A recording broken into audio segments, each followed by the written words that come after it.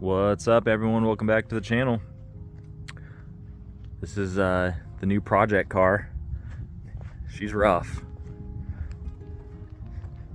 There's a little walk around. Paint's pretty scuffed. Nice bumper, nice dent in the bumper there. Other than that, it's pretty straight. There's a couple dents. Nothing that a PDR guy can't fix.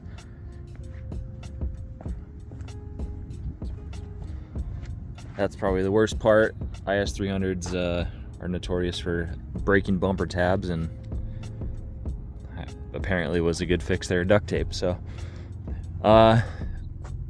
here's a rundown with this thing. This is gonna be my new daily. I got it for $1,000, which I think is a pretty good deal for a running, driving IS300.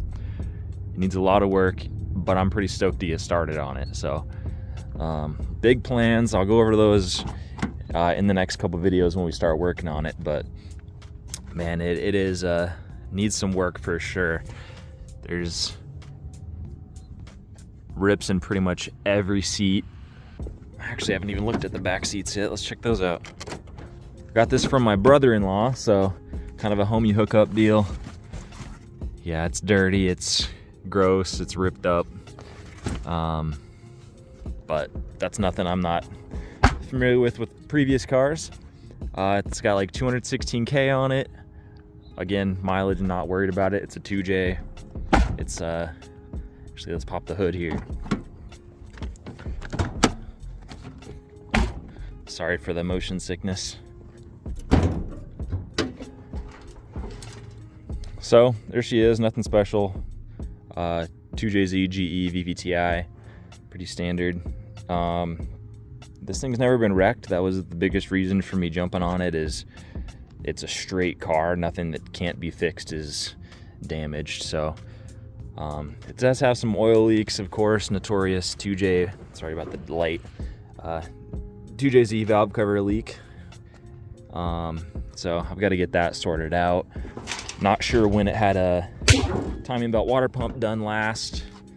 So just basic maintenance stuff for now. But I do have big plans in the future, so expect to see this thing super low on some JDM wheels. Hoping to find some cool seats and stuff. Planning on interior swap, stuff like that. So stay tuned. I don't know yet, don't hold me to this, but I may even try to attempt a paint job. So we'll see how that goes. We'll see how it pans out. Manual swap in the works for sure. No automatics for me. But I think that's it for now. Let me know if you guys have any questions about it. If you got any recommendations, if you guys have ISs, let me know. Things I should be looking out for that maybe I haven't noticed yet. Or cool mods, you know, stuff like that. I'm probably gonna do a body kit, so let me know. Front bumper, side skirts, rear bumper, stuff like that. This is not gonna be like build I throw a ton of money into. It was $1,000 and it's pretty high mileage, but I'd like to throw a couple grand into it and make it a nice, reliable daily driver that'll last me for a few years. So that's the plan for now. All right, we're inside the car now. Let's key on the ignition and see what she says. Sorry for the pinging in advance. No way to get around that.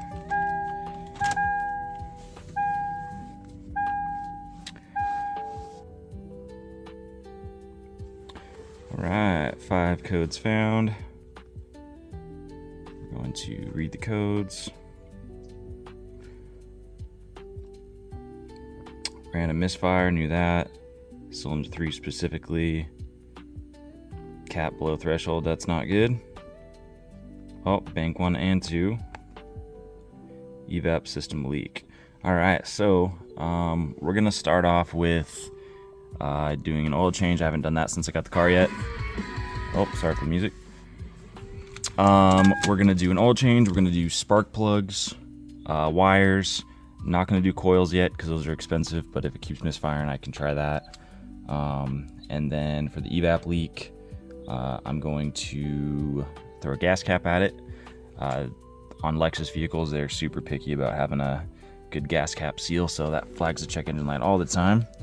So I'm gonna do that first before we start digging into evap lines and seals and stuff. So let's do those, and we'll see what she does.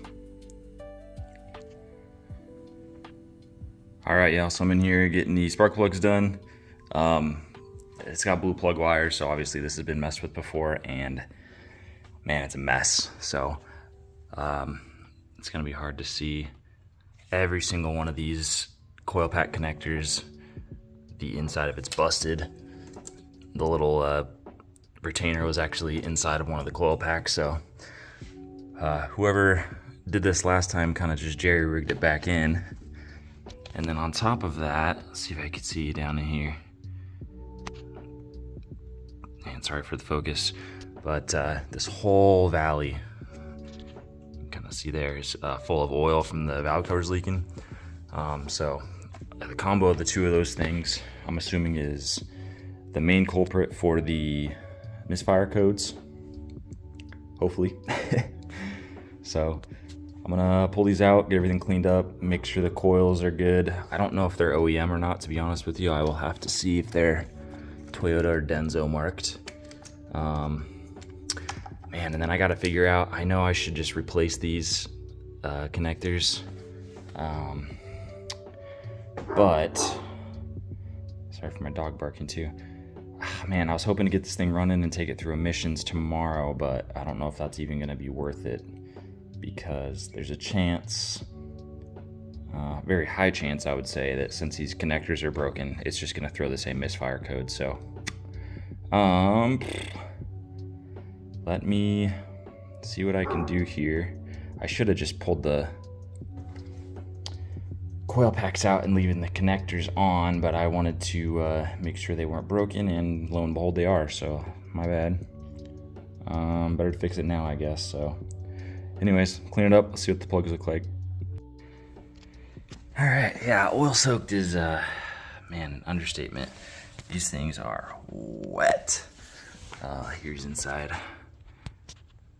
That is a spark plug there. And there, every single one of them has, man, almost filled to the top with oil. So these things have been dumping for a long time. It's not good to see, obviously, but I'm confident that that's going to be my misfire codes. So I'll do my best to soak up all that oil before I pull the plugs out, and then we'll check them out, throw some new ones in, clean her up, and throw her back together. Should be pretty easy. All right, so here are the plugs. This one is the front cylinder, and they're in a row. They look in pretty good shape. Obviously, these two cylinders were fouling, and it's hard to tell, but they're pretty wet. Actually, all of the threads are wet, so I'm sure there's oil down in all the cylinders. Cleaned everything out as good as I could. There's still some down there I gotta try to get out before I put the new plugs in, but the best way I have figured out to get all the oil and stuff out of where the plugs were sitting was actually some compressed air. So just put a rag over the top, blew some compressed air in, it blew everything out. Not too bad. So let's get the plug swapped out.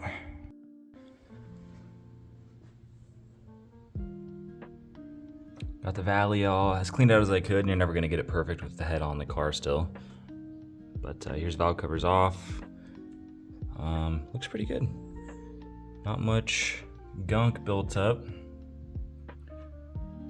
This is already cleaned up so I could put new valve covers on, so the valve cover mating surfaces did not look like that, trust me. While we're here, T-belt looks okay. I do have a T-belt water pump kit. I'm gonna do that anyway, but for the couple weeks that I'm not gonna be able to, that'll be good peace of mind. I don't see any dry spots or cracking or anything like that. I don't see a sticker. So no clue when it was replaced, but it's okay, I'll do it anyway. So new spark plugs are in. About to throw the valve covers back on. And we'll button her up, see what happens. All right, y'all, so as you can see, I am back together. You can also see that it's nighttime outside. Ran into a few broken hoses. I'm gonna have to get an OEM one of that. Vacuum line off the intake. And then there was a fuel vapor hose in the on the back side of the throttle body intake manifold setup. those both are rock hard and decided to break on me. So I just threw some bulk line on there for now.